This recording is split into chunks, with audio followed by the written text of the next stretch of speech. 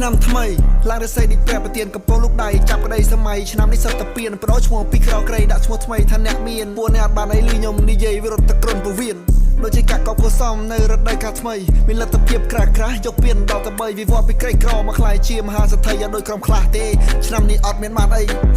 អាយ៉ាហ្វេនបាសេឡូណានេះ rap លយបើសិនជាដាក់បន្ទុកអញដល់ឲ្យ82%វាគ្រាន់ជាការរំលឹកគ្រាមួយដែលពួកឲ្យជួបសយគ្រាដែលពួកឲ្យគ្មានគីឡូកាលនឹងអញទុកឲ្យត្រឹមជាកយស្ដាច់សម្ចាស់ពៀន user 15សម័យម្ចាស់ក្លឹបតាប៉ែរ៉ាកាន់ឡើងជ្រែកដៃជាពួកឲ្យនេះមានស្អីនៅពួកក្តាមប្រៃឬបានត្រឹមមើលដេកសម័យធ្លាប់ធ្លាក់ខ្លួនលេង Europa League ហើយលេងតំណើបចាញ់ទៅក្រុមកពីឥឡូវមកចង់ឌឺដងផ្លាប់ការដាក់ fan វាលមកទ្រីដល់ញ៉ោឲ្យក្តៅមួមករីត្រូវទឹកកាស៊ីតមកឌឺដងពេលឃើញក្រុមខ្សោយអត់ដឹងទេថាឆ្នាំនេះគេតឲ្យ